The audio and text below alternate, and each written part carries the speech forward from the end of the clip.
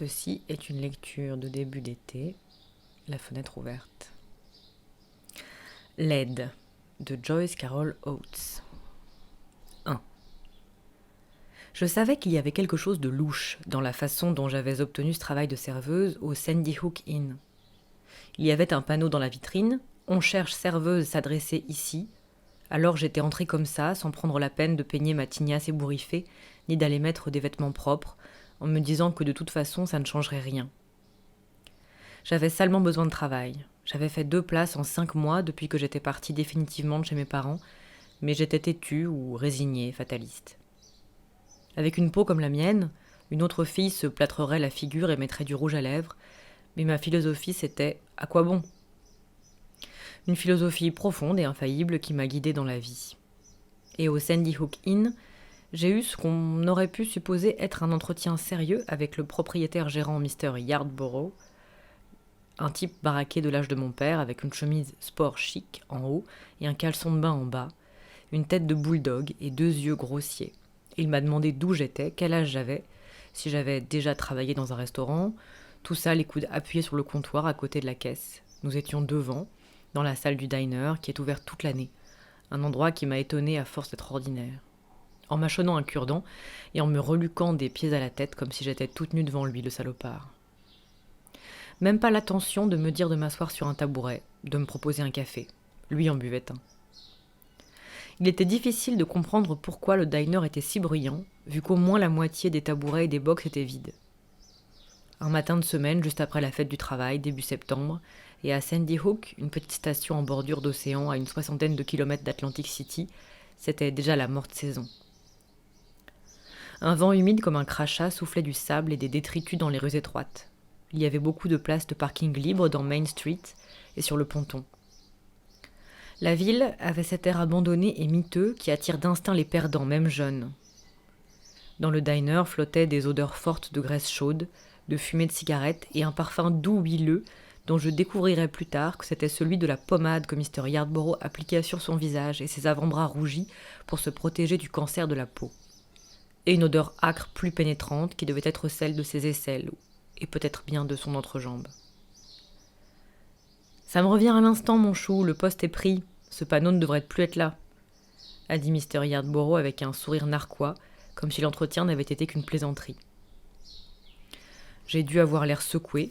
Je croyais avoir appris à ne pas montrer mes sentiments, mais sans doute pas toujours, parce qu'il a ajouté « Pourquoi ne pas me laisser votre numéro de téléphone au cas où ?» comme un acte de charité. Comme si j'étais un chien couchant qui avait rampé là et se traînait à ses pieds digne de pitié. Mon visage s'est enflammé comme de l'eau brûlante et j'ai pensé « Va te faire fiche !» mais j'ai remercié M. Yardborough et gribouillé très vite mon numéro au dos d'un reçu déchiré qu'il poussait vers moi. En sachant que ce type lorgnait mes seins dans mon débardeur flottant pendant que j'écrivais, pas d'autre solution que de me pencher sur le comptoir pour écrire, et mes genoux nus pressés l'un contre l'autre comme si ça pouvait les rendre moins gros. 2 jours plus tard, le téléphone a sonné et c'était une femme qui demandait si j'étais la fille qui avait postulé pour un emploi de serveuse au Sandy Hook Inn. Apparemment, j'avais oublié d'écrire mon nom. Et j'ai répondu que oui, et elle m'a demandé si je pouvais commencer à travailler à 7 heures le lendemain matin, et j'ai dit en tâchant de ne pas bégayer tellement j'étais excitée « Oui, merci, je serai là. » 2. Mes soupçons n'étaient pas sans fondement. Apparemment, il n'y avait eu personne d'engagé quand j'avais passé mon entretien. Maxine, la femme qui m'avait téléphoné, qui était une cousine du propriétaire gérant et son associé, rit et secoua la tête avec tendresse quand je lui dis que Mr. Yardborough m'avait annoncé que la place était prise. « Oh, ça devait être une des plaisanteries de Lee. Il ne faut pas toujours le prendre au sérieux. Il est très taquin mais pas méchant. » Je souris pour montrer que j'étais bonne joueuse, mais tout de même j'étais perplexe. Je dis « Peut-être Mr. Yardborough espérait-il engager quelqu'un de plus qualifié que moi, de plus joli ?» Maxine répondit en riant. « Oh non, Lee ne court pas après les poupées, vous pouvez me croire. Nous en engageons surtout en été, des étudiantes. Mais hors saison, la clientèle est différente et il arrive que ça barde dans le diner et une poupée ne ferait pas l'affaire. Trop sensible, et pas assez forte pour porter les plateaux. Et ça ne veut pas se salir les mains. Incapable de tenir le choc, franchement. » Maxine parlait avec chaleur, avec véhémence. Nous nous sourîmes. Nous étions toutes les deux des femmes sans charme. Maxine frisait la 50aine, j'avais 21 ans. 3. Dans la salle de restaurant, je portais un uniforme de serveuse en nylon bleu pastel avec Sandy Hook Inn et une ancre cousue au-dessus de mon sein gauche. Et dans le diner, je pouvais porter mes vêtements personnels, me dit Maxine. Même des jeans, pourvu qu'ils ne soient pas visiblement sales. Maxine dit, sans une ombre d'ironie, « L'essentiel pour une serveuse, c'est d'être efficace et bien sûr de sourire. Vous vous apercevrez que l'un sans l'autre ne suffit pas. » J'avais déjà été serveuse une fois à mi-temps, quand je suivais une formation commerciale dans un institut universitaire de ma ville natale. Je n'avais pas raconté à Mr. Yardborough les détails de ma courte expérience dans un restaurant attenant à une gare d'autocar Greyhound, où les assiettes échappaient de mes mains maladroites pour aller se fracasser sur le sol, et où, plus d'une fois, j'avais renversé du café brûlant sur le comptoir et sur des clients. À l'époque, j'avais 19 ans. Je prenais des coupes-fins, de ceux que l'on peut se procurer sans ordonnance dans n'importe quelle pharmacie, et dont les effets visuels étaient bizarres. Je voyais des halos miroitants autour des lumières, des auras autour de la tête des gens, et cela me fascinait au point de quasiment paralyser mes réflexes. Dans le même temps, le reste du monde défilait à une allure accélérée. Les coupes-fins ne venaient pas à bout de mon appétit, mais me donnaient des accès de voracité forcenés. En secret, je dévorais les restes des clients. Au bout de 12 jours, on me renvoya. Je n'avais peut-être pas laissé tomber les derniers plats par accident. Mon travail au Sandy Hook Inn n'était pas du tout ce à quoi je m'étais attendue. Je m'étais imaginé travailler dans une salle de restaurant aérée et spacieuse donnant sur l'océan, mais celle du Sandy Hook Inn avait vue sur une marina de petits bateaux à l'air démoralisé, qui portaient des noms tels que « Ohé du navire » ou « Mad Max 2 ». Passé la fête du travail, le restaurant n'ouvrait que le week-end, et le dimanche seulement à l'heure du brunch. Je faisais l'essentiel de mes heures le dimanche, où le travail de serveuse se limitait presque exclusivement à rapporter à la cuisine d'énormes plateaux d'assiettes sales et de déchets. Je souriais opiniâtrement à des familles entières, et même aux bébés dans leurs chaises hautes. Il fut vite évident que j'étais la moins populaire des serveuses du restaurant, car j'avais les pourboires les plus maigres. Cela me poussait à faire davantage d'efforts, à sourire plus fort.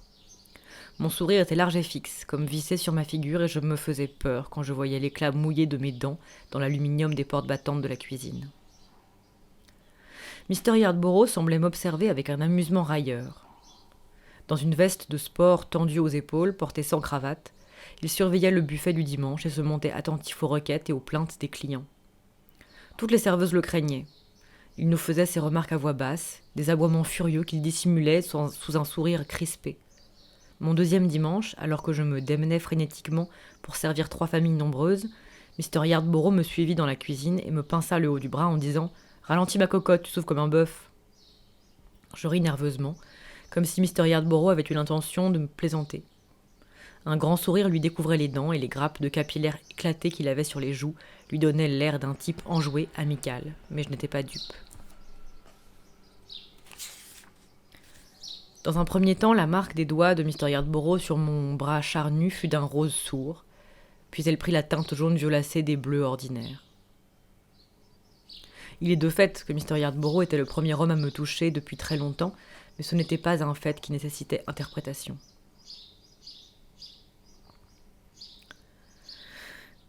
4. Je ne suis pas née laide. J'ai vu des photos de moi à la naissance, à 1 an, en jolie petite fille aux boucles brunes et aux yeux noirs brillants, un sourire heureux aux lèvres. Si les photos étaient un peu plus nettes, on verrait peut-être des imperfections.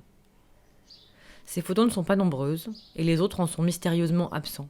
Sur certaines, des bras adultes qui me tiennent ou me soulèvent, un homme en pantalon vu de dos, mon père, les genoux d'une femme, ma mère. Lorsque j'habitais à la maison, je contemplais ces vieilles photos fripées dans l'album de famille. On aurait dit des devinettes en langue étrangère. Je devais résister à l'envie de les déchirer en petits morceaux. À Sandy Hook, tout à coup j'ai compris. Une nuit, dans la chambre que je louais, je me suis réveillée poissée de sueur, et cette pensée m'est venue parfaitement formée comme le petit serpentin des beignets chinois. Cette petite fille était ta sœur, et elle est morte. Quand tu es née, ils t'ont donné son nom. Une solution qui en vaut une autre. 5. Hé, Miss, par ici! Où vous étiez passée au GOG? Remettez-nous du café. Au bout de 2 semaines, je ne travaillais plus que dans le diner. L'atmosphère y était joviale et décontractée. Il y avait un certain nombre d'habitués, des hommes, des amis de Lee Yardborough qui sifflaient pour appeler les serveuses et braillaient souvent leurs commandes de leur place. C'étaient des hommes qui mangeaient vite et avec appétit, la tête baissée sur leur assiette, en parlant et en riant la bouche pleine. Ce genre de clients n'était pas difficile à satisfaire si l'on faisait ce qu'ils demandaient, et ils avaient des besoins simples, prévisibles. Ils buvaient et mangeaient régulièrement les mêmes choses. Ils ne remarquaient pas si leur serveuse souriait, si ce sourire était forcé, peiné, factice ou ironique. Les premiers jours, ils regardaient à peine mon visage. Mon corps, en revanche, éveillait leur intérêt. Mes seins lourds ballants, mes cuisses et mes fesses robustes et musclées. Je pesais 66 kilos pour 1,67 m.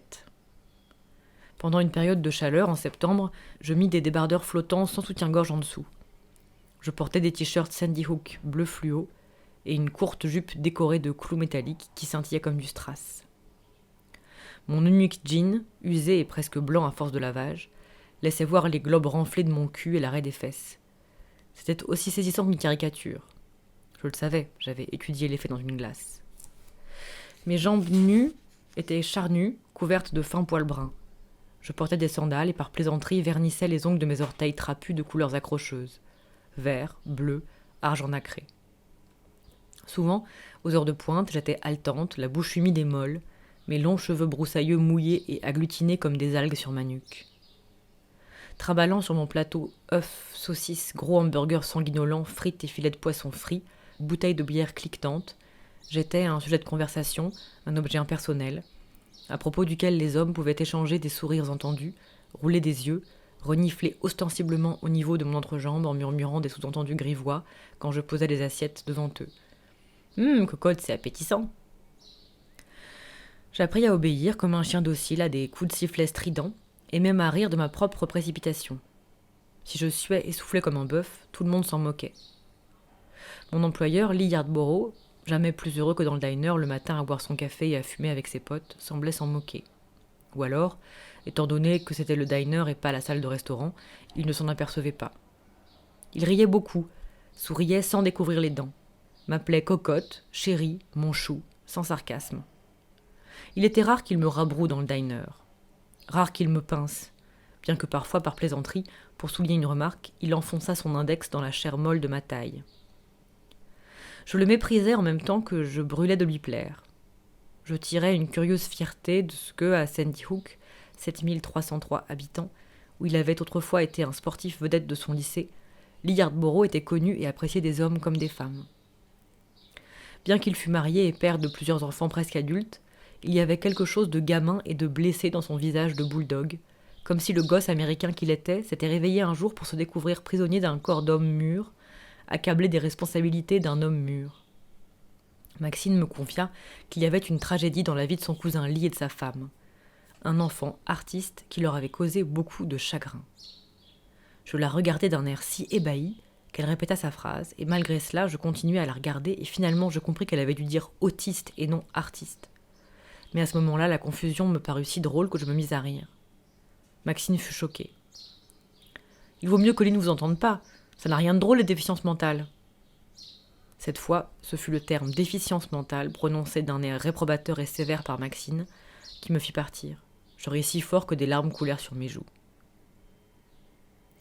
De dessus, quand je servais Lee Yardborough assis dans un box avec des amis, je remarquais avec un attendrissement absurde son cuir chevelu enflammé et squameux sous les cheveux clairsemés qu'il mouillait et peignait avec soin en travers de son crâne. Je remarquais sa peau rude marbrée, ses yeux bleu pâle, toujours un peu injectés de sang, gonflés de gaieté, de feinte crédulité ou de mépris. « Ne me touche pas, espèce de salaud. Je t'en prie, touche-moi. » 6. Parce que le Sandy Hook Inn était un endroit où je ne pouvais pas échouer. Parce que, si j'échouais qu'on me renvoie, comme on m'avait renvoyé d'autres emplois, quelle différence cela ferait-il ? Je souriais, sussautant ce petit fait irréfutable comme une dent branlante. 7. Le temps changea. Je mettais un pantalon de velours rouille à fermeture éclair, si tendu sur les fesses, apparemment je grossissais. Il faut croire que je grignotais des restes de saucisses, de feuilletés et de frites dans les assiettes de mes clients, que les coutures commençaient à céder, laissant voir une minuscule trace sexy de culotte en nylon blanc. Je portais toujours les t-shirts Sandy Hook bleu criard et par-dessus des chemises ouvertes, des pulls. Souvent je mettais, avec mon jean, un sweatshirt vert moucheté acheté à la librairie de la fac avec Poetry Power écrit en lettres très blanches sur le devant.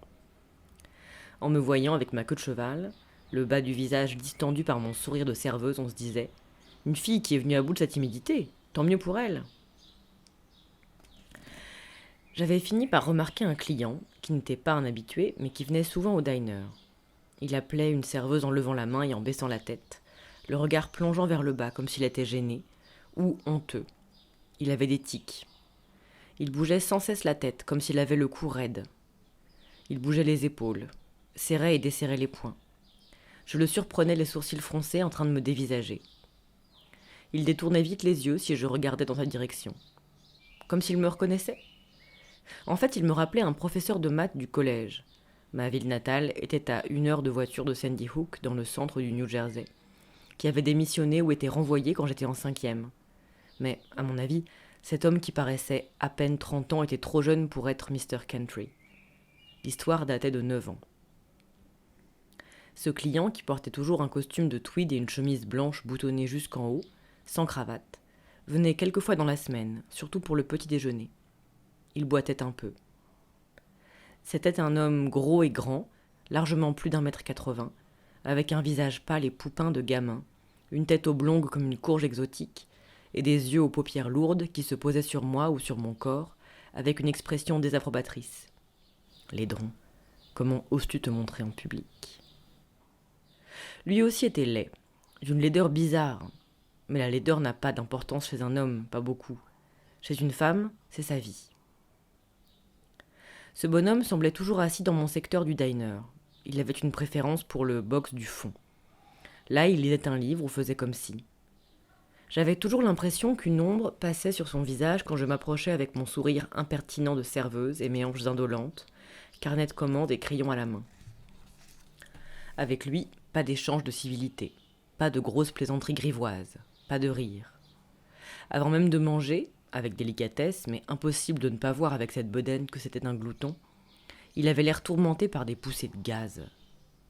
Son gros corps était aussi mou qu'un truc en décomposition, et ses costumes avaient l'air d'avoir appartenu à son père mort.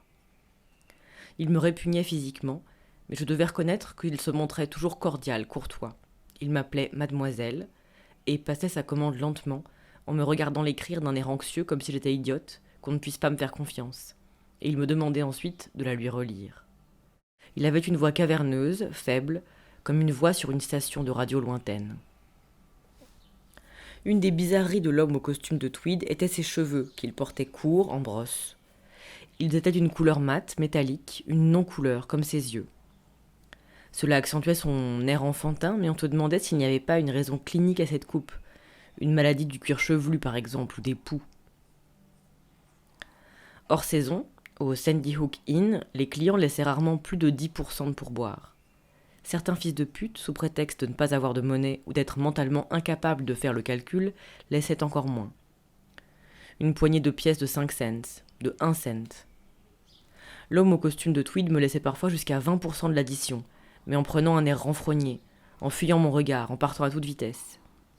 Je lui lançais un retentissant « Merci, monsieur !» autant pour l'embarrasser que pour exprimer ma reconnaissance, parce que, en fait de reconnaissance, je n'en éprouvais pas. J'avais plus de mépris pour les clients qui me laissaient de bons pourboires que pour les autres. Quand il revenait, il ne me regardait pas en face, comme si je ne l'avais jamais servi, comme s'il venait pour la première fois. Parce qu'il n'avait pas de nom, qu'il était toujours seul et qu'il avait l'air bizarre, l'homme au costume de tweed s'attirait les railleries de Mr. Yadborough et de ses amis, de mes collègues de la salle du bar, et même de Maxine, quand elle était dans les parages. Il le surnommait « beau gosse »,« pédé ». Le mot de pédé sur n'importe quelle lèvre déclenchait particulièrement l'hilarité. On aurait pu s'attendre à ce que Lee Yardborough, propriétaire du Sandy Hook Inn, éprouve un sentiment de reconnaissance envers tous ses clients et le désir de les protéger. Mais ça n'était pas le cas. L'instinct de se moquer, de railler, de mépriser en cœur quelqu'un d'autre était trop fort. Il y avait d'autres clients dont il se payait la tête, mais avec plus de tolérance. Fasciné, je me demandais ce qu'il disait de moi derrière mon dos. Lorsque Mr. Yardborough sortait une de ses plaisanteries en ma présence, je riais d'un rire que j'avais mis au point au lycée, quand j'entendais par hasard les remarques salaces des garçons.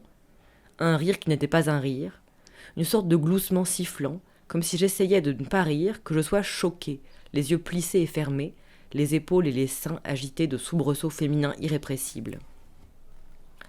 Mr. Yardborough regardait autour de lui un grand sourire aux lèvres. Comme tous les petits tyrans, il lui fallait un public. L'homme au costume de tweed sortait du restaurant et 2 minutes plus tard, tout le monde l'avait oublié. Moi, je le regardais s'éloigner. Ses jambes, obligées de supporter tout ce poids, avaient l'air de le faire souffrir.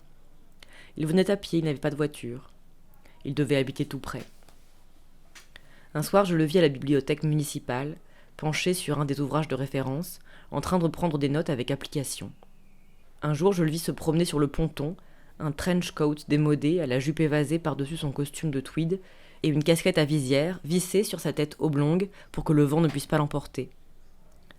Il regardait ses pieds, indifférent à l'océan agité et miroitant, aux vagues qui s'écrasaient dans un jaillissement d'écume à quelques mètres de lui. Je me demandais à quoi il pouvait bien penser qu'il soit plus important que l'endroit où il se trouvait.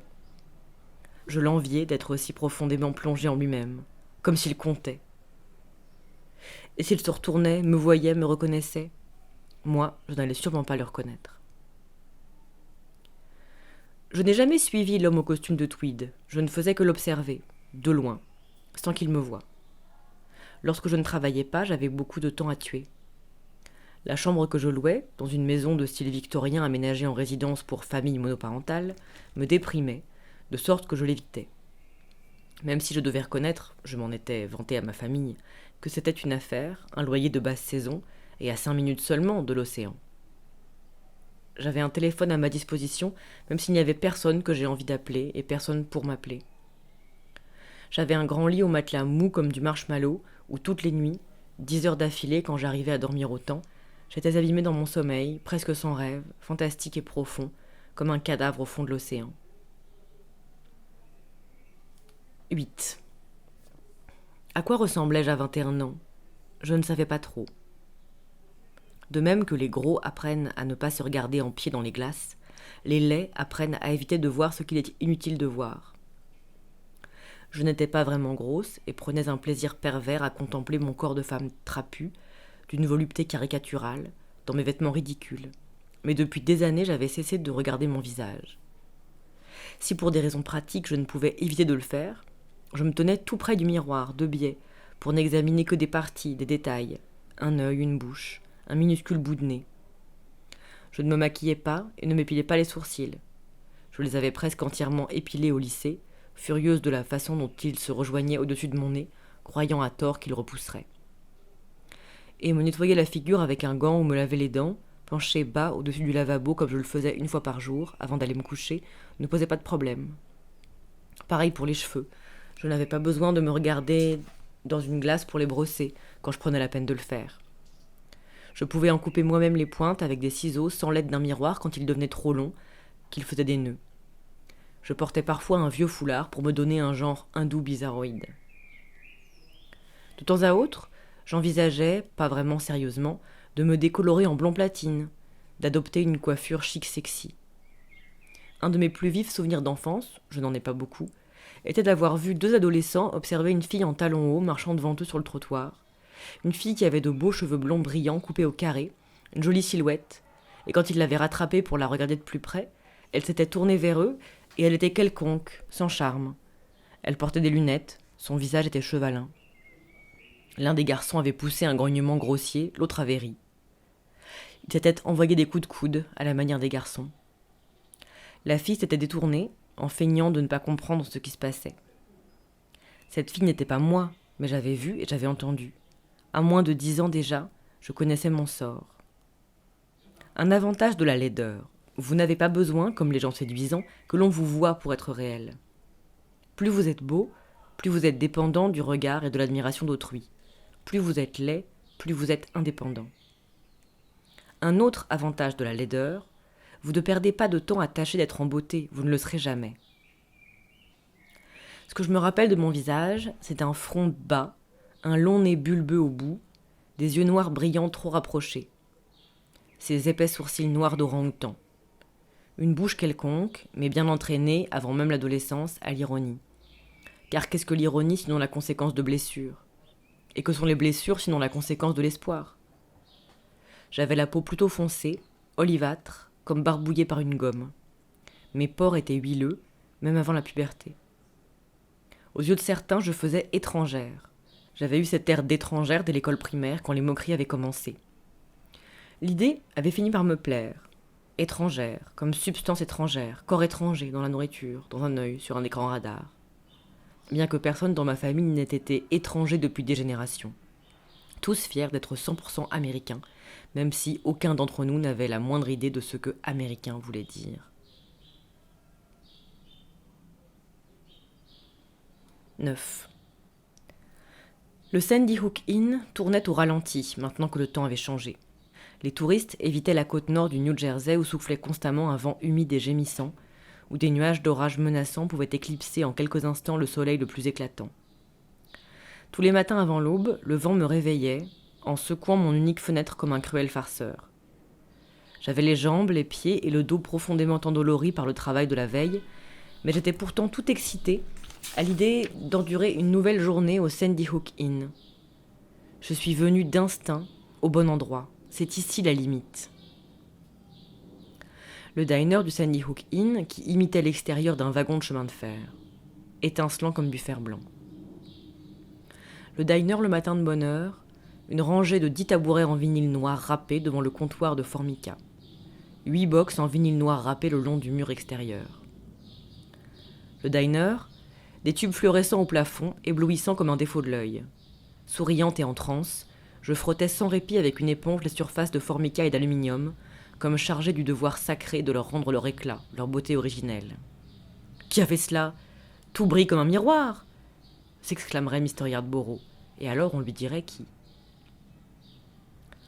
Le diner du Sandy Hook Inn, tanguant dans mes rêves, m'entraînant sous ses roues. Dieu que j'étais excitée. Courant au travail, le souffle coupé par le vent pour arriver à 6h50. Les yeux volant vers le parking pour voir si la Lincoln Continental légèrement cabossée de Mr. Yardborough était garée à sa place habituelle. Certains matins, Mr. Yardborough arrivait tard. Certains matins, il ne venait pas du tout. Je me demandais si son enfant autiste était une fille ou un fils. Et dans le cas d'une fille, si elle avait des signes visibles de déficience mentale. Si ce qu'elle avait de bizarre et de détraqué brillait dans ses yeux. Ne vous écriez pas avec mépris, cette conne est amoureuse de ce type-là, ce trou du cul, sans le savoir. Je l'ai toujours su dès l'entretien, une de mes plaisanteries à mes dépens, qui fait bien rire. Parce que le Sandy Hook Inn tournait au ralenti, mes horaires étaient irréguliers. Une autre serveuse, plus âgée, avait disparu. Je ne posais pas de questions. Je travaillais dur, encore plus dur. Je souriais. Je souriais au visage levé des clients et je souriais à leur dos qui s'éloignait. Je souriais férocement en nettoyant le grill graisseux, en astiquant les surfaces de formica, jusqu'à presque les faire briller. Je m'imaginais que si j'étais renvoyée par Mr. Yardborough, je n'aurais plus qu'à entrer dans l'océan Atlantique et à m'y noyer. Il me faudrait choisir un endroit écarté et agir de nuit. Mais la vision de mon corps disgracieux et gonflé d'eau sur la plage au milieu d'algues pourrissantes et de poissons morts picorés par les goélands était dissuasive. 10. Hé, chérie, du café ! Un matin, Artie, qui était un ami routier de Mr. Yardborough, siffla pour m'appeler, et l'homme au complet de tweed qui était assis dans un box du fond me dit ensuite avec sévérité « Ils sont grossiers. Vous ne devriez pas avoir à accepter une chose pareille. Pourquoi l'acceptez-vous » Je le regardais, tout ébahi de l'entendre me parler. Il était debout, prêt à partir, et il me fusillait du regard. Je ne trouvais rien à répondre, pas un mot. Tout ce qui me vint à l'esprit fut une excuse, mais s'excuser de la grossièreté de quelqu'un d'autre était absurde. Donc, je ne dis rien. L'homme au costume de tweed poussa un grognement écœuré et sortit du Sandy Hook Inn. Après coup, je me rappellerai la façon dont son visage blanc, bouffi, s'était empourpré par plaques irrégulières, comme sous le coup d'une crise d'urticaire. Plus tard dans la matinée, alors que la salle était presque vide, l'homme au complet de tweed revint. Il dit avoir oublié un gant. Mais nous ne trouvâmes pas de gant dans la partie du box où il avait été assis. Embarrassé, la bouche tordue par un tic compliqué, il dit à voix basse « J'espère que je ne vous ai pas contrarié, mademoiselle. Ce ne sont pas mes affaires, naturellement. Vous et cet environnement. » Nous nous regardâmes d'un air renfrogné, comme deux perdants poussés ensemble sur une piste de danse.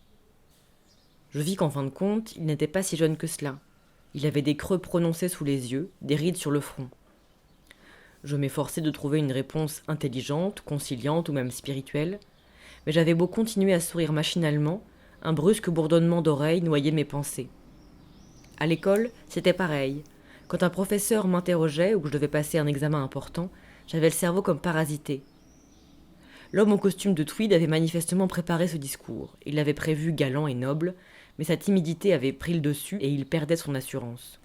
Avec entêtement, il poursuivit. « C'est pénible à voir. Je sais que vous avez besoin de ce travail, des pourboires. Pourquoi l'autre raison, sinon, bien sûr, vous semblez ne pas vous attendre à mieux. » Je m'entendis bégayer. « Mais ça me plaît ici, je suis reconnaissante. » « Quel âge avez-vous ?»« Mon âge, 21 ans. » Cela semblait un aveu honteux tout à coup. J'avais envie de hurler à ce salopard, de me laisser tranquille. Il lut mon désarroi dans mes yeux et se détourna. Se racla la gorge en faisant le bruit de quelque chose qui se déchire et dut sans doute ravaler un paquet de glaire. « Je crois, vous avez été une de mes élèves, non ? Il y a des années de cela. »« Mr. Kentry ? C'était lui ?» Mais il était parti. Je le suivis des yeux, stupéfaite. Tout à l'heure, il m'avait laissé 2 billets froissés d'1 $ sur la table dans sa hâte de fuir, et une assiette de petit déjeuner avec œufs, saucisses et patates sautées, à laquelle il avait à peine touché. J'avais empoché les billets comme un robot, sans savoir ce que c'était. J'avais mangé la saucisse et presque toutes les patates sans savoir ce que c'était.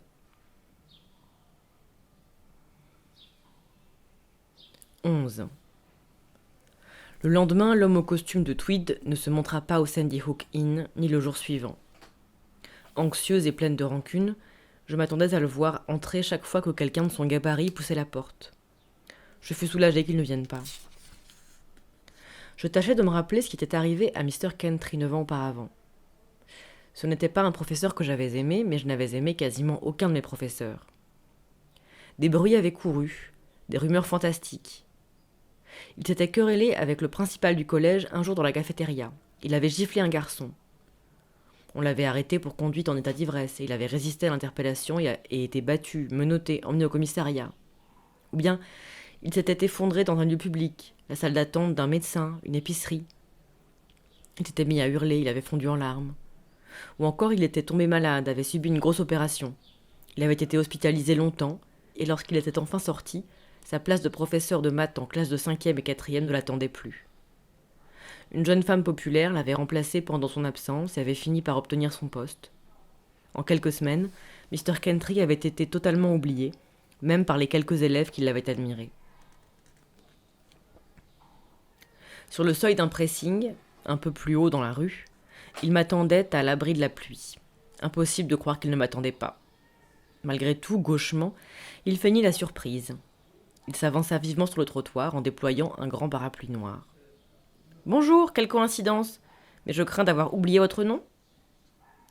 Il me protégeait de son parapluie galamment. La pluie arrivait par rafales duveteuses, fines comme des embruns. Il souriait avec ardeur et je me méprisais déjà de ne pas prendre la fuite. « Xavia. »« Xavia ?» C'est roumain. Je n'avais jamais entendu ce nom avant cet instant.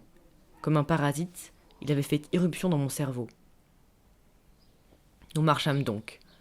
À l'aveuglette, semblait-il. J'aurais dû tourner dans la rue suivante pour rentrer chez moi, mais avec Mr. Kentry à côté de moi, en train de me parler de sa voix étrange, saccadée, j'oubliais où j'allais. De nouveau, il s'excusa de m'avoir parlé comme il l'avait fait au diner. « Mais je ne crois pas que ce restaurant soit un endroit très sain pour une fille comme vous. » Je dis. « Pour quel genre de fille serait-il sain alors ?» Mr. Kentry ne releva pas. Il parlait avec véhémence d'environnement, de santé, de décence, de justice. Je n'arrivais pas à suivre le fil de ses remarques. Alors que nous attendions au bord d'un trottoir que le feu passe au rouge, il n'y avait aucune voiture en vue, il se présenta. « Virgil Kentry » et me tendit la main. Je ne pus faire autrement que la serrer. Elle était ferme, charnue. « Me serait-il permis de vous raccompagner chez vous, Xavia ?» Je brûlais de dire « Non, non, il ne vous est pas permis !» Mais je répondis de ma voix joviale de serveuse « Pourquoi pas ?» La solitude ressemble à la privation de nourriture. On ne se rend compte de sa faim que lorsqu'on commence à manger. Je ne suis plus professeur, je me décrirais comme un simple citoyen, un témoin. Mr. Kentry m'abritait de son parapluie à distance galante en choisissant de marcher sous la pluie. Sa grosse tête oblongue dansait et brinque-ballait pendant qu'il parlait. Il était constamment en train de remuer et de hausser les épaules sous son trench coat. Il semblait à la fois excité par ma présence et intensément nerveux. Tandis que nous marchions en couple disgracieux, Mr. Kentry me dépassant d'une tête, j'essayais de ne pas heurter son bras. Mon cœur battait vite, agité par une sorte d'appréhension incrédule. Mais je devais aussi réprimer l'envie de ricaner. Car n'était-ce pas là une sorte de rendez-vous ? Une rencontre sentimentale ? Je me demandais de quoi nous avions l'air tous les deux, marchant dans une rue commerciale quasi déserte de Sandy Hook, New Jersey, sous la pluie.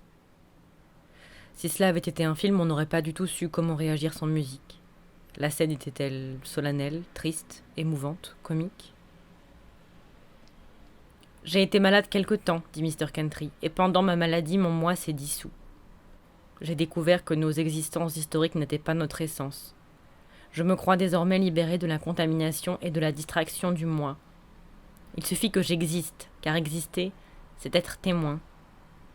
Mon astigmatisme est si prononcé que des lunettes ordinaires ne seraient d'aucun secours, il me faut porter des lentilles, et pourtant, c'est avec des yeux limpides que j'ai appris à voir. Je porte des lentilles moi aussi, je déteste ça. Je souris, ce n'était pas la bonne réponse. Mais Mr. Kentry semblait à peine écouter. Il poursuivit. Vous étiez l'une de mes élèves, Xavia ? Il m'avait semblé vous reconnaître dans ce restaurant il y a des semaines. Mais je ne me rappelle pas ce nom, Xavia. Je pense que je me serais souvenu d'un prénom aussi exotique. Je n'étais pas une élève exotique, je n'étais pas bonne en maths. Je me souviens de vous comme d'une élève intelligente, sérieuse, mais timide, anxieuse peut-être. Vous demandiez à faire des devoirs supplémentaires à la maison et vous vous en acquittiez toujours avec application. Je m'entendis rire d'un rire âpre, par gêne. Ce n'était pas moi, Mr. Kentry. Appelez-moi Virgile, je vous en prie. Si c'était vous, j'en suis sûre. Cela me contrariait que cet homme, un inconnu, prétendît en savoir davantage sur moi que je n'en savais moi-même. Comme je n'avais pas tourné dans la rue conduisant à mon immeuble, j'étais maintenant obligé d'improviser un itinéraire pour y revenir.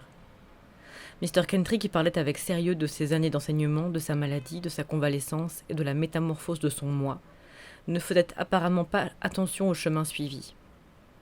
Tel un taureau aveugle, il pouvait être dirigé dans n'importe quelle direction par la plus légère des pressions. Il semblait ne pas être incommodé par la pluie, ou peut-être ne pas la remarquer, bien qu'elle fût froide. Il continuait à tenir le grand parapluie noir au-dessus de ma tête. J'imaginais que j'aurais pu conduire cet homme étrange n'importe où, sur le ponton de Sandy Hook, où à cette heure des adolescents devaient jouer à des jeux vidéo, dans une sorte de hangar crûment éclairé, ou sur la plage vantée jonchée de déchets, au bout de laquelle se dressait un phare blanc, un monument local qui ne servait plus de phare depuis des dizaines d'années. Je trouvais étrange et dérangeant que cet homme qui ne me connaissait pas du tout se montre aussi confiant. « Vous avez quitté votre famille, Xavia ? Vous vivez seul maintenant ?» Je brûlais de dire « Je préfère ne pas discuter de ma vie privée avec vous, merci bien. » Mais je répondis de ma voix joviale de serveuse « Seule !»« Moi, je ne me suis jamais mariée, » précisa Mr. Kentry. « L'occasion ne s'est jamais présentée. »« C'est dommage. »« Non, non, non. Il y a des natures qui ne sont pas faites pour le mariage. Pour engendrer des enfants, en tout cas. On peut se marier sans avoir d'enfants. » Mr. Kentry dit avec véhémence. « À quoi sert le mariage dans ce cas ? Les liens conjugaux légalisent et renforcent la nature. Ils sont une incarnation sociale de la nature. Pour reproduire l'espèce, nourrir la progéniture. S'il n'y a pas de progéniture, le mariage est inutile. » Je n'avais rien à redire à cela. Je me demandais de quoi nous étions en train de parler. Au moins, Mr. Kentry ne me proposait pas le mariage. Nous nous trouvions maintenant dans la rue plus étroite, plus sombre où j'habitais. Mr. Kentry et moi semblions nous cogner plus souvent. Plusieurs fois, il murmura « Pardon ».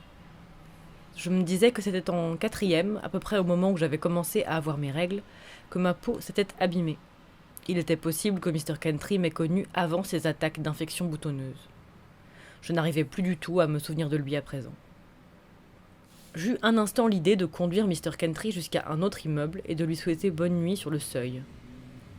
Mais il paraissait si indifférent à ce qui l'entourait que je me dis qu'il ne se rappellerait pas où j'habitais. Il monta avec moi les quelques marches menant au porche, à l'abri de la pluie. Cela suffit pour le mettre hors d'haleine et lui donner une voix cassée. Comme si nous n'avions discuté que de cela, il dit « Donc, voyez-vous, Xavier, je sais bien que personne ne me demande mon avis, mais je suis convaincu que vous devriez chercher un autre travail, dans un environnement plus civilisé, oui ? Rien ne vous empêche d'aller manger ailleurs, monsieur Kentry. Là n'est pas la question, c'est vous que l'on humilie. » Je brûlais de dire avec un rire vulgaire « Allez vous faire foutre, qui est humilié ?» Je dis contrarié « Écoutez, je n'ai pas de diplôme universitaire, monsieur Kentry. Tout juste j'ai eu mon bac. J'ai déjà de la chance d'avoir un travail. Et je vous l'ai dit, j'aime le Sandy Hook Inn. » C'était le plus long discours que j'ai tenu à un autre être humain depuis des semaines, peut-être des mois. Je me sentais intrépide et revigoré, comme si j'avais couru. Monsieur Kentry dit en reniflant « Eh bien, alors autant pour moi. » Je l'avais déçu. Il m'avait prise pour une élève brillante et apprenait maintenant que ce n'était pas le cas. Je remerciai Mr. Kentry de sa sollicitude et lui dis bonsoir. Il reculait d'un pas incertain, comme brusquement conscient de notre situation sous la lumière d'un porche, du fait que nous soyons seuls ensemble. Je vis qu'il envisageait de me serrer la main, à nouveau, et discrètement cacher les deux miennes derrière mon dos. Il dit d'un ton hésitant « Peut-être qu'une autre fois, si vous le souhaitiez, nous pourrions dîner ensemble, ailleurs qu'au diner. » C'était une tentative de plaisanterie, mais je ne la compris pas, car je me hâtais de répondre avant de m'entendre dire oui. « Eh bien, je ne sais pas, peut-être. » Depuis le vestibule de la vieille maison à l'odeur de moisi, je regardais mon ancien professeur de maths redescendre avec précaution les marches et s'éloigner sous la pluie. Il était évident qu'il boitait un peu, de la jambe droite. Il avait les épaules visiblement tombantes. Sur le porche, sans paraître savoir ce qu'il faisait, il avait fermé son parapluie comme s'il s'apprêtait à entrer dans la maison, et maintenant, à nouveau sous la pluie, il avait oublié de le rouvrir. Cette nuit-là, je fis un rêve rare. Un de mes horribles fantasmes d'humiliation, comme je les appelais, j'en faisais depuis l'école primaire. Au Sandy Hook Inn, je devais servir des clients qui étaient les amis de Mr. Yardborough, mais sans que j'en reconnaisse vraiment aucun. Et Mr. Yardborough m'appelait, me sifflait. Je devais servir ces hommes toutes nues, enveloppés dans un bout de tissu transparent, genre voilage, qui se dénouait. Mes seins étaient exposés, je ne pouvais pas me cacher. Mon bas-ventre hirsute. Les hommes criaient « Hep, ici !» comme on appellerait un chien. Mais c'était pas sérieux, ils faisaient que plaisanter. Personne ne me touchait. Je devais m'approcher d'eux pour les servir, mais personne ne me touchait. Ils mangeaient des morceaux de viande avec les mains. Je voyais le sang rouge vif qui maculait leurs lèvres et leurs doigts. Je voyais qu'ils mangeaient des morceaux de femme, seins et parties génitales. Des tranches de viande rose luisante détachées d'enveloppes de peau poilue comme on détacherait des huîtres de leurs coquilles. Les hommes riaient de mon expression. Ils me jetaient des pièces, de la petite monnaie, et je me baissais pour les ramasser, mon visage s'empourprait de sang, et j'éprouvais une intense sensation sexuelle comme la pression d'un ballon gonflé de plus en plus près d'éclater. Je me réveillais angoissé, excité, le cœur battant si vite que c'était douloureux, et trempé d'une sueur froide et huileuse sous ma chemise de nuit sale. Il me fallut longtemps pour arriver à me rendormir. Je ne rêvais pas du tout de Mr. Kentry.